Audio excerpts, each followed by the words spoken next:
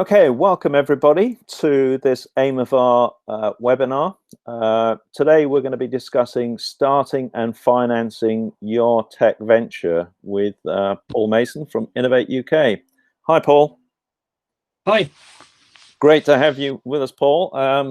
As I was saying earlier, we go back quite a long way, back to the old technology strategy board. So we've known each other for at least 10, 12 years, sort of something like that. So great to have you on to give your insights again today. Thank you for the invitation. Good. So just in terms of what we're going to be covering today, we've had some brief introductions before we started while we were waiting for people to come on. If in terms of running this, in terms of etiquette, because we please ask you all to mute and to unmute when you're asking questions. We'll be coming to that.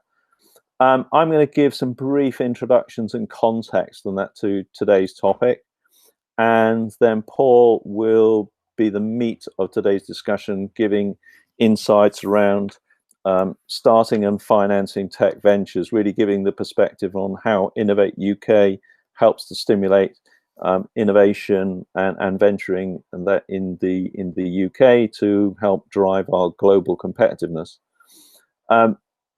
We do really want to make these sessions quite interactive. So if you've got questions or you've got comments, please post those into the chat. Top right-hand corner, you'll see the little chat sort of symbol. And when Paul and I finished our pieces, we'll open up the discussion to make it a lot more interactive. And as we've sort of heard from the others who were on the session today, there's quite a breadth and depth of understanding of different tech areas. So I'm sure we'll have a stimulating conversation. So in terms of context, we are now seeing an accelerating convergent technologies which are driving new business models, be that in data, green materials, biotech, new super materials, those coming together to create new business models. Now, whether that's electric vehicles, new health solutions, we're seeing a whole range of different sort of solutions, and technologies like AI now impacting really very many industries. But I suppose one of the things that'd be interesting to explore on this session today is how technology creators, researchers, universities look at a particular idea or tech, how startups look at it, and how they see the potential and accelerate that, and then how corporates, how they see these types of ideas and how they scale them. So that's an interesting perspective that we might want to explore, the different perspectives that come from technology and innovation, and then scaling these things up for business. We've within Aim of R, we've been working with 20 years now around venturing, investing, and corporate sort of innovation. And there's some steps that I sort of see within building a venture. Is understand your business training. We look at things like Business Cube, how you build your venture, how you build the skills and capabilities for that. And Henley is like one place where there's entrepreneurship programs to drive those things. Mentorship, to be able to help validate an idea and take it through to feasibility, I think is an important aspect of building an idea. How you accelerate these ideas with design, validation from a market perspective, from a tech perspective, and then gaining investment funds, be that early stage seed funds, be that later stage VC, or corporate engagement within these areas as well. And Henley Business Angels is one example of an angel network that can help in those early idea validation. But the main meat of today's discussion really is around how do governments and how does Innovate UK specifically help to support early stage ventures? One area that we've discussed on previous sessions is the challenge of the tsunami of redundancies that are now going to be flowing through the UK and globally as through this recession due to the pandemic. And these are just some examples of corporates that have announced in the last number of weeks redundancies that they're making. And I think one of the important things that we should all be aware of, and a topic for today, is there technology, are there business ideas that really we have to be careful we don't lose those as we go through this recession, and not waste this opportunity to build new technologies, new business ideas into areas. But we know becoming an entrepreneur or being an entrepreneur is a massive challenge. We invest lots of time, effort, creativity, and our own money in building these ventures. And these are just a few examples of entrepreneurs that have come from corporates, going back to the previous sort of slide that I've seen over the years.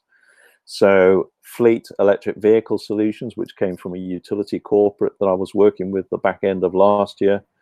One of the early things that I did 20 years ago now, when I started originally as the corporate venturing and Henley Incubator initiative that I started, was a spin out from the Unilever consumer goods business, which was a spin out technology which had VC investment and ended up getting Technology Strategy Board investment, I think, at the time. There's others here that which some of you are on the call, or others that your interest is coming from this. But taking a step back, we are going to see again industries transforming. So in the energy space, moving from large power stations, centralized energy creation and distribution, to more distributed energy solutions with electric vehicles, solar panels, wind turbines. We're seeing in the health sector moving from looking after sick people just in hospitals to new devices, new technologies, new ways of using data to help in people's health and wellness. We're seeing in the administration sort of space, artificial intelligence, cryptocurrencies, which are going to transform the transactions that are within businesses. And also we're seeing in the retail space, as an example, the decline of the high street, more home deliveries, and what's the new blended experience going to be like in the consumer space. So certainly one of the ventures I've been a founder of and helped to finance over the last couple of years in retail is going through a massive disruption and transformation now, which has been accelerated sort of by the pandemic. So I think as we go through the talk today, we'll see, and the discussion, we can touch on a number of those areas where technology and businesses are going to get validated and move into new business areas. And I think that this image, I think, to me, captures how we, people who are in the tech space, in the venture space, in the startup space, you can see the new world, but how are we going to get there with the support of investors, with the support of government to take us to a new, greener, more efficient and maybe fairer world. So that's a bit of the overview and context. We've got stacks of resources. We've got over 100 interviews, podcasts. One interesting one, which is we just posted in the last couple of weeks, which might be very relevant for this group, is I interviewed Savio Kwan, who was the Chief Operations Officer and board member of Alibaba. And there's 2 podcasts from him now on our Gall's Question Time podcast. And he talks about his career change, and he also talks about starting Alibaba in the early 2000s when China went through the SARS pandemic, so that they impacted there. So there's lessons to be learned going back when Alibaba is now, of course, one of the world's most valuable businesses, and Jack Ma is one of the world's wealthiest people and driving technology and business model in very different ways. The output from this session, we are recording this session, so we're going to be posting the video of my presentation and from Paul's presentation. We will not be videoing and presenting the discussion we're having later. So feel free to ask and talk about your ventures. We will not be broadcasting that, but you can go back and watch previous presentations from BMW, Williams, Silicon Valley Bank. And coming up, we've got GE Ventures speaking next month. We've got a fintech investor, which I'm lining up now, and a health tech investor as well. And finally, a little plug for my book, Purpose to Performance, and How Value Chains and Technology Chains are Changing, which is available on Amazon and other good bookshops. Good afternoon, everybody. Andrew, as I said before, thank you for the invitation. I'm the Director of Innovation Policy at Innovate UK. I've been with Innovate UK for 13 years, and before that I spent 25 years in different bits of the chemical industry. So that's a little bit about me. What I'm going to talk about for the next 15 or 20 minutes is a little bit about how Innovate UK helps companies, and we're size agnostic to a degree. So that could be help to a large company, to a small company, to an SME, to a startup, including spin outs and corporate ventures. So I'll talk a little bit about the kind of things we do. Primarily, we do stuff that's in the connecting space or in the investing space, and then I'll try and pull some threads together at the end. And this isn't an overview of our corporate strategy. This is more of a how-to session. So I'm hoping that that's useful. I hope it's practical. It's certainly not very theoretical. So just in case you're not aware of who we are the UK's innovation agency. By the word innovation, we mean the commercially successful application of ideas. And we invest in ideas and technologies and connect businesses to the right people and equipment and assets to drive economic growth and social benefits. We're part of UK Research and Innovation. So in that chart, you can see us in the middle, and around it, you can see the main bodies in the UK which fund thematic research in universities. And that places us in a good position to sit between discovery and new knowledge-based research and companies. And we have a whole series of ways in which we help companies. I'll run through some of them shortly. And we've been deploying them since 2007. And in that time, the companies that we have supported, about 8,500 of them, have created something like 22 billion of added value into the UK economy, and between them around 100,000 jobs. So we know that what we do works. That's not to say we aren't dead set on getting better at what we do, but I think we've made a good start over the last decade or so. And we can basically offer two kinds of help. We can offer connecting help and we can offer funding help. And this is the disclaimer. We're currently working on an innovation strategy for the UK for 2021 to 2026. So this presentation precedes the results of that. And it's not impossible that at some point in the future, we would articulate what we do, not in these two buttons of connect or fund, but they're practical, and it boils down to they're the sorts of things we do in different priority areas. So note the disclaimer, and hopefully this will be helpful to you. So in terms of the connecting, basically we try and connect people to other people with expertise or to assets that they might need. And we've got two or three tools that we use to do that. So the first one is the Knowledge Transfer Network, which is an independent body but funded by us. And it basically builds innovation communities and innovation networks across the UK economy, connecting businesses and academia and funders and government departments to build communities in areas with high potential and to help the people in those areas by move faster. So it's free to join. If you Google Knowledge Transfer Network and just sign up, then you can stay in touch with what they do. And I would recommend you to do that for the reasons that I'll explain at the end.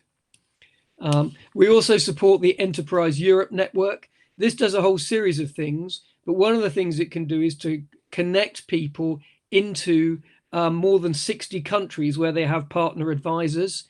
So if you want to find someone in Brazil and you're not quite sure where to start, the EEN is a good place.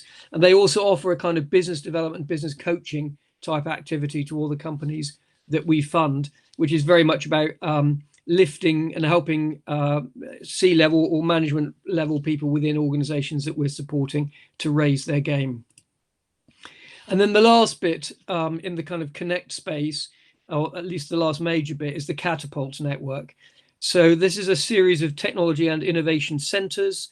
There are 9 of them funded by us, but we're only a part of their funding. We provide the core funding, and they work with centers across the UK in areas like digital technologies, satellite applications, cell and gene therapies, manufacturing, offshore renewable. So I won't say too much more about them, but this presentation will be available to you afterwards. And if you have an interest in any of those topics, then do reach out to the relevant catapult. Okay, so that's trying to find the right person or the right equipment. If you want to find money, we have basically 3 types of money. Broadly speaking, they sit into competitions where we allocate grants based on topics, so thematic competitions. Competitions where we allocate grant based on the quality of an idea, but not restricted to a particular market or a particular technology, or loans, some of which are responsive, i.e. open in their scope, some of which are thematic. And I'll say a little bit about some of those programs in a moment. So on the thematic investments, the major one is ISCF. You may have come across it. It stands for Industrial Strategy Challenge Fund. And these are about 20 or so major investment programs which bundle up into either things to do with aging society, or to do with AI and data, or to do with mobility, or to do with clean growth. And each of those bullets within those boxes refer to a particular investment within that area. And it's to do with challenges. So it's not about addressing a particular sector or vertical. It's not about elevating a particular kind of technology. It's about overcoming the obstacles to the growth in the exploitation of that technology or that market. So what's getting in the way? So a nice example, for example, in the future of mobility space is the Faraday Battery Challenge. And that is all about how do you create batteries? How do you maximize their lifetime? How do you recycle them and recoup the valuable components within them? And unless that whole system of battery power and its proximity to automotive manufacturing, unless that works effectively, then electric vehicles will be suboptimal, and that will hold the industry back. There's a whole series of other opportunities there. You can see robots in extreme environments, next generation services, which is about how do you use digital technologies to revolutionize sectors like the law profession or accountancy, or legal services, I said, or insurance. Healthy aging is all about chronic diseases and the general deterioration of our bodies as we get older. How do we counteract those things? So I won't go through the list, but all of those programs are up and running. Some of them still have competitions and grants to dispense. If you're interested in those topics, do reach out to the right people, and the KTM will know who they are. So if you join the KTM, they can immediately point you to the right person.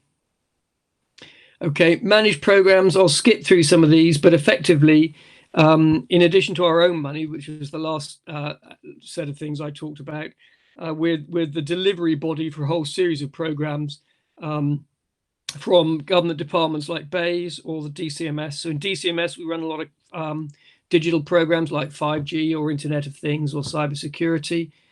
For BEIS, we do things like helping regulators to think about how they innovate in regulating. And then also for BEIS, we do things like the Advanced Propulsion Center or the Aerospace Technology Center for the auto and aerospace industries. So they're all thematic. And if you have an innovation idea in those themes, then that's the place to go. If you're not in one of those areas, or if the timing doesn't happen to work for you, then you can come forward to some of the responsive open scope programs. And just to run through those, the biggest one there is SMART, and that runs 4 or 5 times a year. It usually has a competition pot of about 20 to 25 million each time. And you can come forward with any idea for a project between 6 months and 3 years, and up to about a £2 million project in total. And we will fund it so long as it is ambitious enough, whatever technology it is or whatever sector of the economy it is. So that's the SMART award funding. Knowledge transfer partnerships, I don't know if you know, but they are a scheme where a university will second somebody from their company, from the university into the company. The idea is that there's great deep technology knowledge in the professor's head. He doesn't have time to spend 5 days a week in a company. So they will second somebody from their research group or recent graduate from that department out into a company who will spend a little bit of time in the university But in the company, they can help with training, they can transfer the knowledge from the university, and they can help embed it into that company, write SOPs, train staff, all those kind of good things. And there's about 800 people at the moment in that program. So recent graduates working in companies, helping to embed new knowledge within the practices of those companies. So that's a couple of things in the open space. There are more, but I'm trying to kind of give you a bit of an overview of it. And then in terms of other kinds of funding, we do loans and we work with the equity community to crowd in additional resource. So on the innovation loan side, we've just been doing some pilots. Unfortunately, the 75 million is already accounted for, but we're hoping to renew that in terms of loans. And we do have some loans available in relation to the COVID response, which I'll show you about in a little while. But effectively, that's different from a grant, because with a grant, you don't have to pay the money back to us. You just have to pay your taxes, and that has to go back into the treasury. With loans, we do want the money back, but we offer a period when you can draw down without having to pay anything back, and then a period when you pay back over that time period. So effectively, it's quite slow capital. I mean, typically it might be between 7 and 10 years before you have to settle the amount in total. This chart I will spend just a moment on because it's important if you're interested in a loan. So there are basically two types of loan available under COVID response. So if you can prove that your business has been affected by COVID, and that is why you want the loan to do innovation, so it's all about supporting R&D, it's not for other kind of purposes, then you can come forward to us, and we do have a budget to actually help companies in that position. And if you're in the middle pot, it says you're supported by Innovate UK, then that's quite important, because it could either be a project which is closed or a project which is which you finished which is live now, or which you finished within the last 3 years.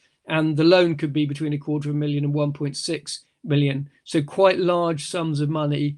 And if you have been supported by us, or in the past, or are still being supported to us, then you can come forward with that.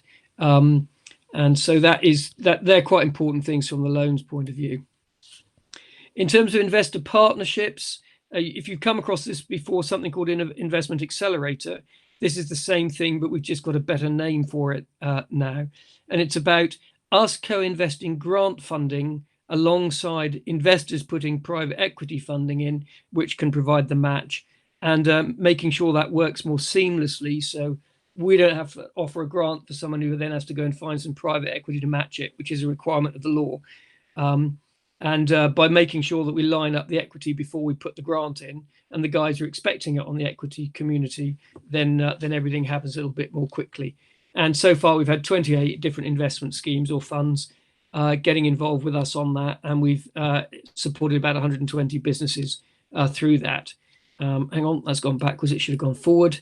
So just to summarize in the last few moments, I thought what I'd do is try and do a live demonstration. So if you Google Innovate UK grants, I'm making the assumption, which might not be right, so forgive me if this isn't true, that you might not know Innovate UK, or you might not have had funding from us before. So I thought I'd do a demonstration of how you can find out if there is something suitable for you to apply for. And so if you Google Innovate UK grants and click on the apply for funding, innovation funding part, it takes you to .gov.uk. This is the link that if you copy it from your browser, so it's got a bit of a horrible name there. And as I did this earlier in the week, there were 21 live competitions that people could apply for. And obviously it depends upon the scope, the timing, the dates, and how to apply. It's important that you check those things. Now, before I click on the link and hopefully show you what this demo would throw up, you need to be aware that basically all of our competitions, and we compete them, so we fund the best ideas. We have all of the applications evaluated by 5 independent expert assessors externally. And there's a questionnaire that you fill in, or an application form you fill in, that asks you 10 questions.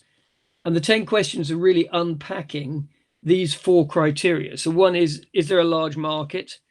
The second one is, do we have the capability to do it? The third one is about the timing. And the fourth one is about the added value. So why do you need public sector money? The capability is all about your team and whether you've got smart people in it and whether they know how to build a business and to develop the technology.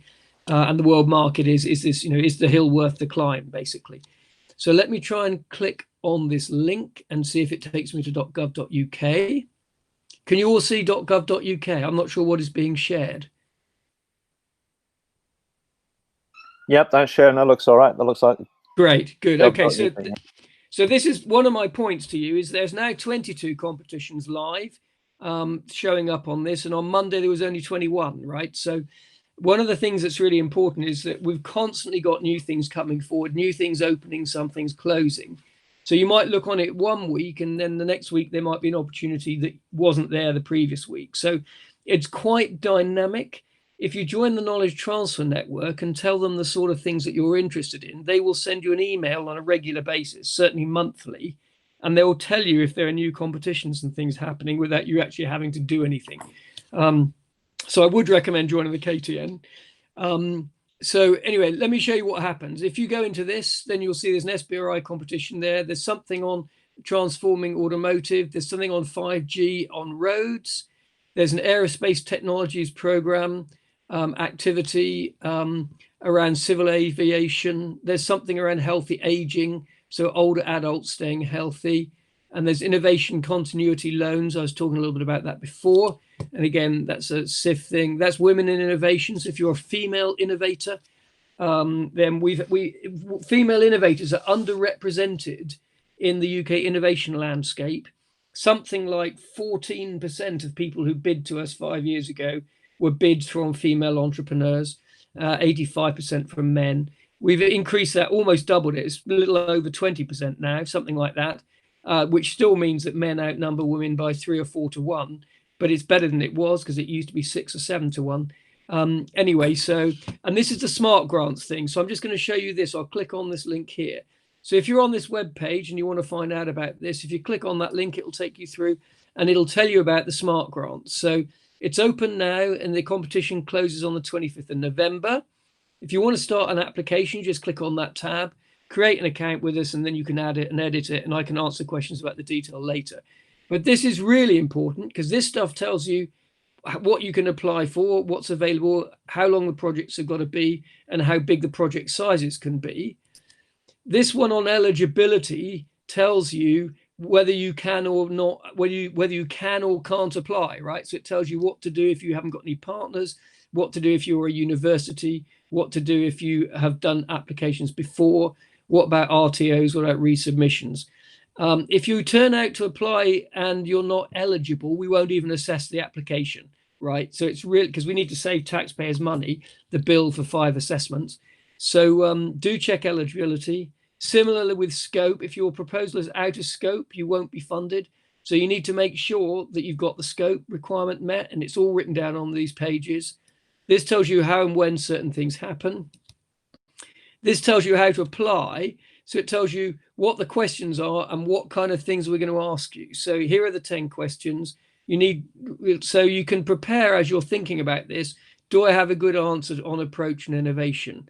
Do I have a good team and resources? Can I show what the market is? Am I clear what the route to market is, and can I explain it? Do I know what the wider impacts are in terms of on society and the broader public and other stakeholders? Can I manage the project? Do I know how I'll cope with the risks? Why should the taxpayer pay? So what's the added value of public investment? And then how is it value for money? We often have the debate, should we fund 3 cheap projects or 1 expensive one? And then there's some finance forms.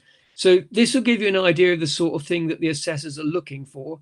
And then on this last tab, there's supporting information that tells you about, how the EEN could possibly help you and where you can get extra help, including the link here to the knowledge transfer network. So I'll bail out of this at that point, which I hope will take me back to the that's Keith's thing. So if that's weird. No, here we go. Can you see this again?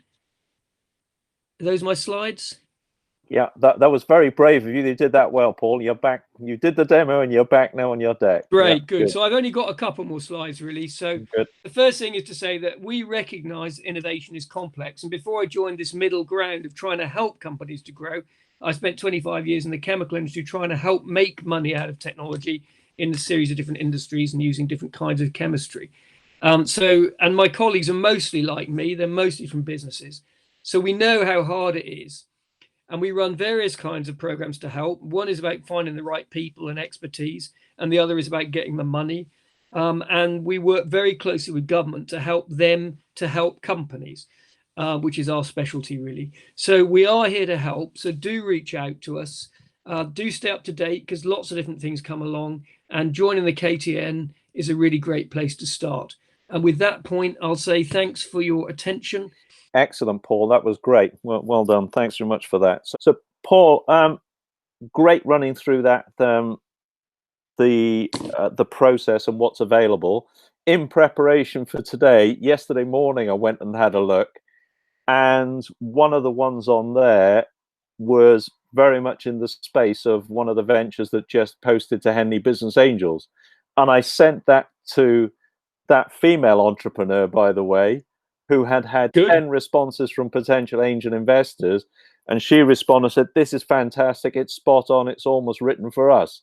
So fingers crossed that we'll be able to support that early stage venture. And, I've invested in a number of startups which have got a lot of value in the KTNs and in grant support. And of course, for me as an investor, having this non-diluting grants or the loans which come through this, I think, are a great sort of support.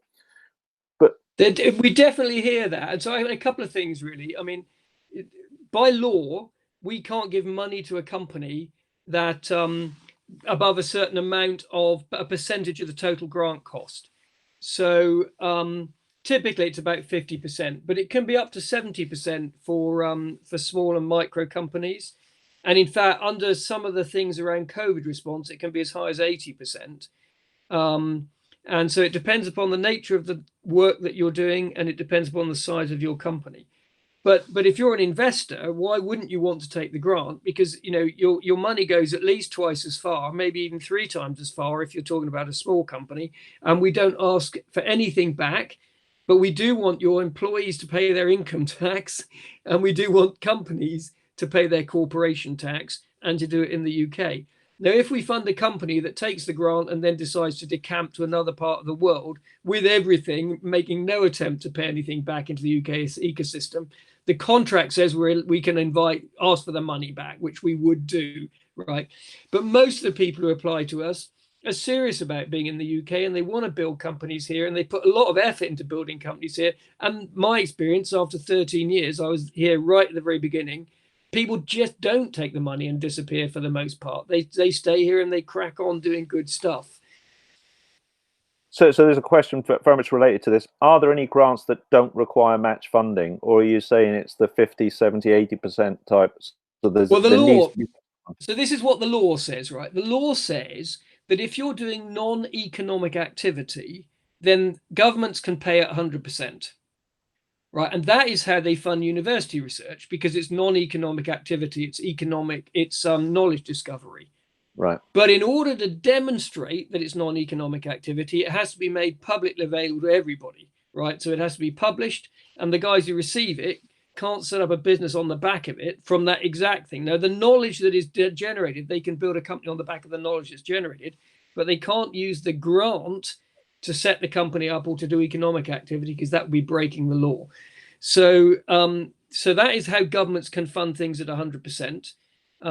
But if you're doing economic activity, like if you're trying to start a company, or you're trying to develop a prototype, or you're looking at customers, or you're evaluating the market, all those kind of things, then the private sector has to find match according to the things I said before, which is to do with the maturity of the research work and the size of the company.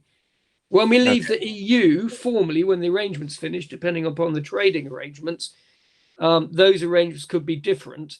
And obviously that's a source of tension on the negotiation, because what the EU doesn't want is a little island offshore funding companies at 100%, which disadvantages European companies and then selling back into Europe, having taken a disadvantaged state aid position. So that's why state aid is such an important part of the negotiation with the EU. And until further notice, we are absolutely compliant with EU regulation, and that's what we'll be doing until anything changes. Okay. And what sort of, your overview of the demo, I think, was really good in showing the eligibility parts, but what sort of areas do you think that ventures fall down on when they do the applications? And yes, they've ticked those boxes, but what are the sorts of feedback that you give, and where do they typically sort of fall down? Have you got any? Yeah, definitely. And there are some. I mean, I hate to use the expression schoolboy errors because it does sound a bit sexist, but I mean, a very common error: people don't answer the question. Right. A very common error is they cut and paste text designed for a different purpose and they pop it in as if it answers the question, but it only sort of 60% answers the question. Well, if you come in at 60%, you'll be way down the pecking order and you won't get funded, right? So it's really important to answer the question. Another thing is, be tight, be really clear. It can be very helpful to get somebody else to read it, because when you write something, you think that you've said X, but to a different reader, they might read it and think, actually, you've said Y, or you might have said 2 or 3 different things. You've written what you think you've said, you haven't actually written that. So it's always worth getting someone to check it. Don't do it in a hurry. Take time to write it and reflect on it. And I mean, here's another interesting thing. I was talking to somebody recently who won a grant, and they said, well, I applied. I'm delighted to win the money, but that's not why I applied. And I said, that's really interesting. We don't often get told that. And they said, no, I didn't expect the money. I wanted someone to tell me whether my ideas were any good, who was impartial and wouldn't cost me any money. So I got my ideas tested for free, right? I happened to get some money at the end of it. So a really good way to approach the process of applying to us is you get 5 domain experts. So typically we go for 2 commercial experts, 2 technology experts, and maybe a funder, that sort of spread of things. So a different series of perspectives. For nothing, you get people who will kick your ideas around. And that can be really valuable, and it doesn't cost you anything. And you might get some money out of it, and you'll get feedback, whichever way it goes. So, Paul, thank you very much. Really appreciate the insights you've given us in what Innovate UK is doing. The comments about the fact you did the demo also was very well appreciated, and we didn't test that, so thankfully that worked, and that worked really well. So that was really good. Thank you for that, and also really appreciate the open discussion with the questions we've had from people. So thanks so much for your time and your insights, Paul. Really appreciate it all. Thank you all very much. Feel free to keep in touch with us, as Paul has put his details out there. Also, be welcome to come along to the future events and that we're doing. So thank you all very much. Have a great evening. Thanks, Andrew, for organizing. Appreciate it. Thanks, Andrew. Thanks all. Thanks. Thank you, Andrew. Thanks.